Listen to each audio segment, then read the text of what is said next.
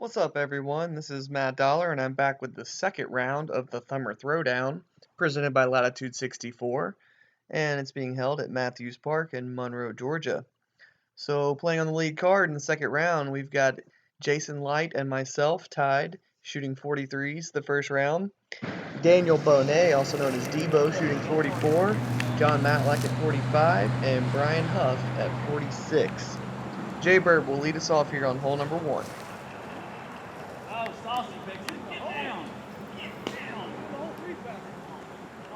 Jay Bird comes out a little spicy out of the gates and goes a little too far. I'm going with a Justice. And skipped a little out the back there. So me and Jay Bird both have long putts on hole 1 again, just like the first round. There's Daniel Bonet, also known as Debo. And Debo throws Justice right there. Wasn't sure if he was going to be able to play because his right arm had been hurting him, and so he actually didn't show up with his bag. I believe he left his bag at home or something happened. So he ended up playing with Will Peterson, our cameraman, playing with his bag. So he did have his putter, and that was it. So we were still glad that Debo was able to join us, even though his disc couldn't. So hole 1 here is Jason Light from about 35 feet. And he's dead center, but just a bit high.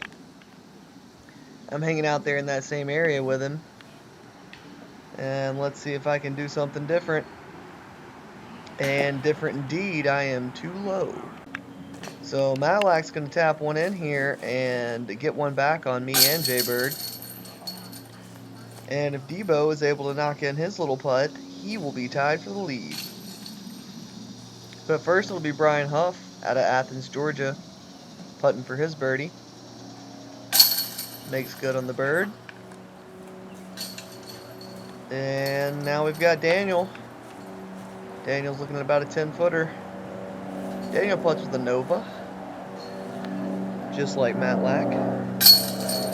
And Debo's in for his birdie. Now we move on to hole number 2. Daniel is first to tee, and he's going with a thumber. One of the best thumbers around. The velocity that he gets on his thumbers is very impressive. He throws it much further than I do. And he actually also throws an epic every now and again for some long D thumbers.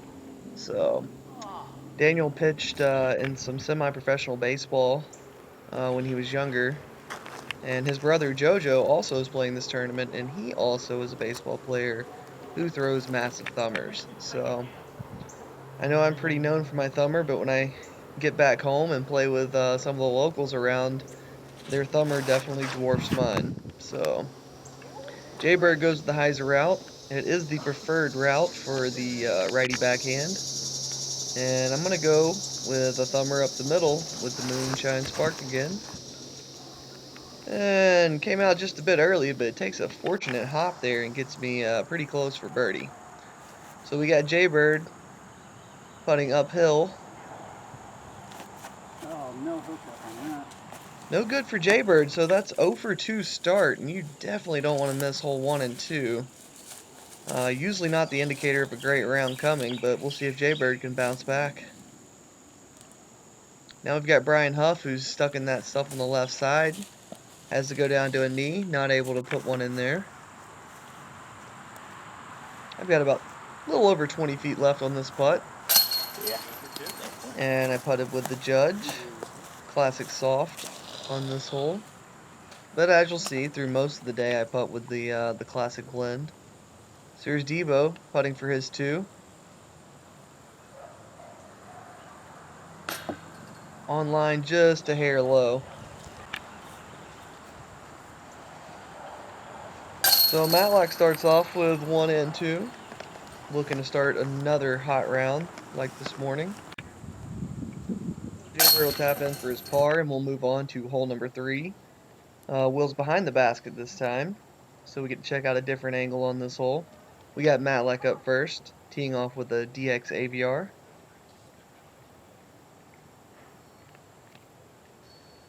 Last round I went with the Cenas. Didn't quite get the Anheuser I was looking for, so I'm going to switch to a Judge this time.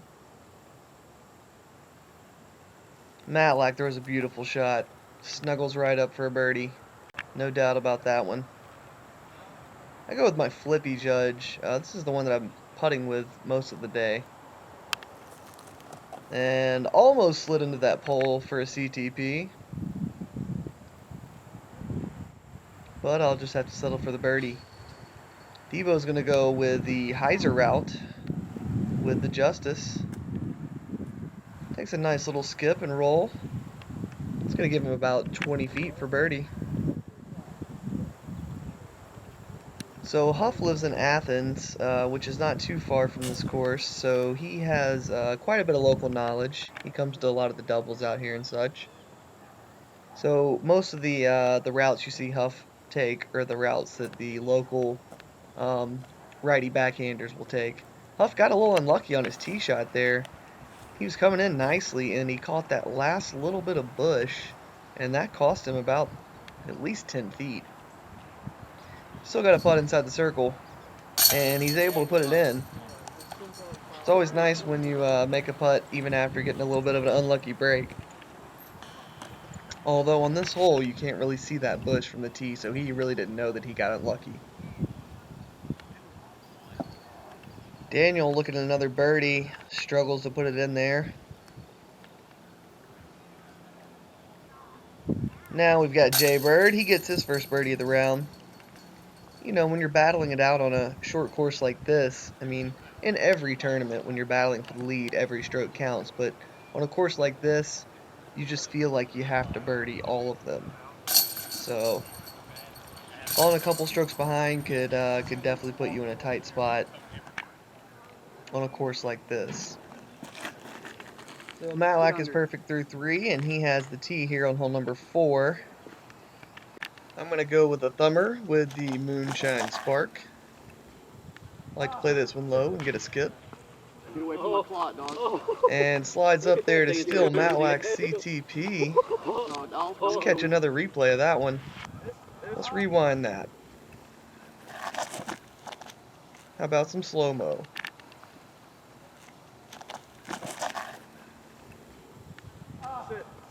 Notice how the Moonshine Spark really flies when it's upside down instead of just kind of panning like a normal disc does when you throw a thumber with it. The Moonshine Spark just continues to go forward while not turning all the way over. It's definitely my favorite thumber disc. So now we've got Bryan Huff, who plays a mid-range out the left side. He threw a very good line there, just didn't quite have enough turn at the end. Jaybird, mid-range specialist, is going to park it. And that is just a textbook shot there from Jaybird. Now we've got Debo, who's going to go with a thumber. Not his normal thumber disc, but he's going to try to make it work. Unfortunately, he just releases a little too low. It's a rare thumber mistake from Debo. Usually don't see those too much.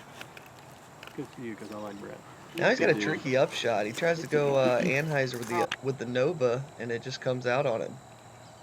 So Matlack needs this to stay perfect through 4. And he is just a bit left. Good height on it.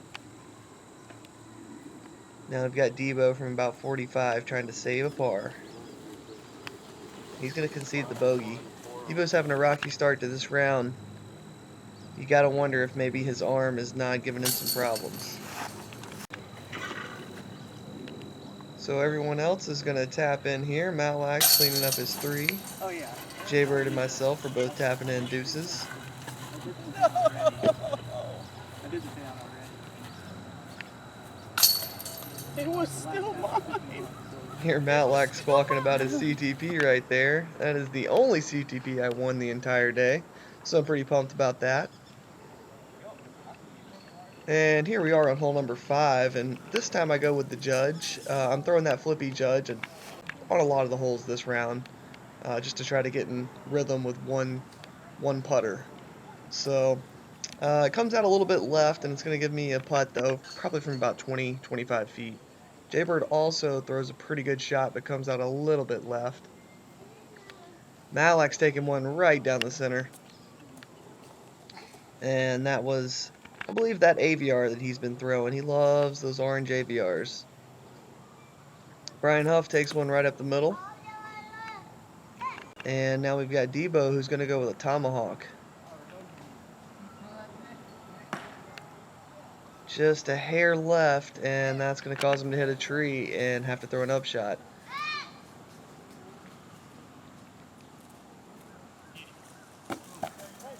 Good line on that run from Debo, but he's going to have to settle for a par.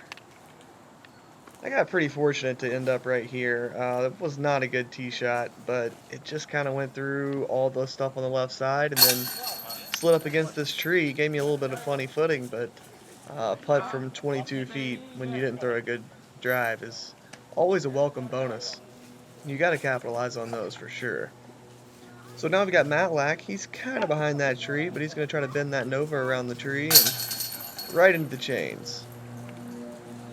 I really like the speed Matlack's putting with today. He's got a little more velocity on his disc, and it seems to just kind of be nailing right in there over the rim. Jaybird putting for his deuce. Through 5 holes, Jaybird's missed 2, and Matlack and myself have both missed 1, so right now I have the lead over Jaybird by a stroke, and Matlack is 1 stroke behind him.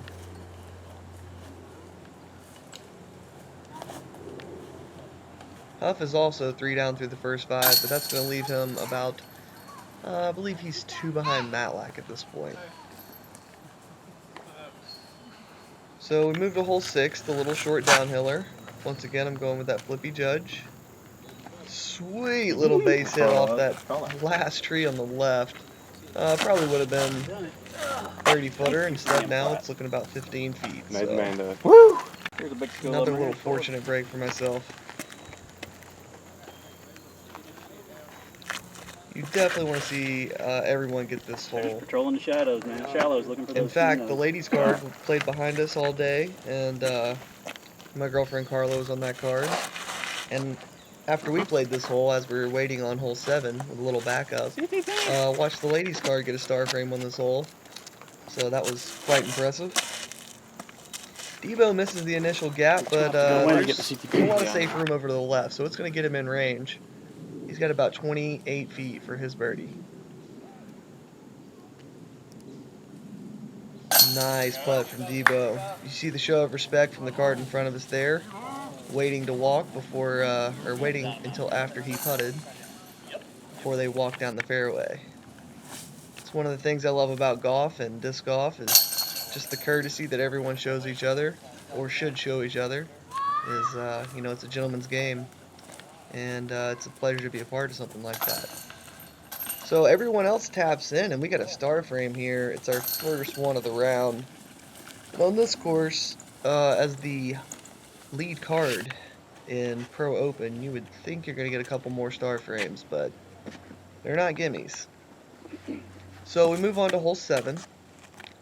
And looks like I'm getting ready to throw a moonshine spark down the left side, and we got a little backup. The hole that I landed right in front of the basket and ended up rolling into the creek last round, or skipping into the creek last round. We got a little sneak preview, or a little free show of the group in front of us. That was old school legend Forrest Callaway smashing something off the tee there on hole 8. So this time I decided to take the thumber around the big tree. It stood up and rolled in the OB again. So 2 for 2 on finding the creek, and yet still being inside 20-25 feet from the basket. So that's a bummer, but Jaybird's going to attack it with a backhand, and he turns it just a bit too much too early. Catches a tree. It's probably going to leave him about 50 feet to the basket, maybe 60. Matlack's also going to attack that same route.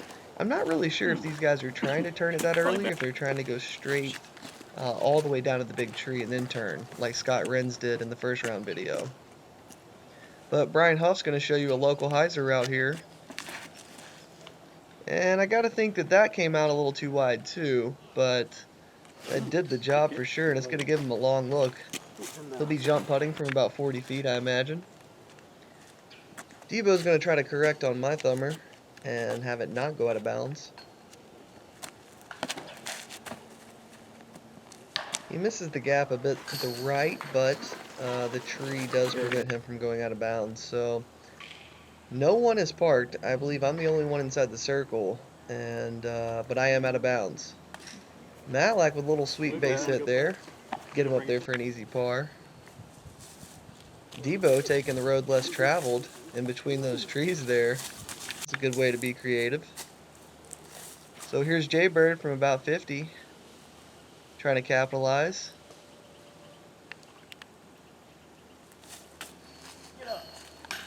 Wow, very close bid from Jaybird. Even when he doesn't make it, it still looks good.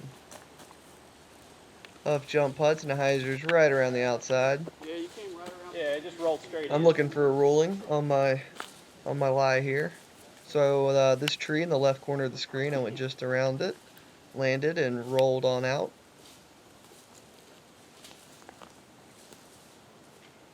Looking at about 20-25 feet to save my par. And 2 for 2 on circle threes on hole number 7 today. And I bet those 2 strokes are going to come back to haunt me.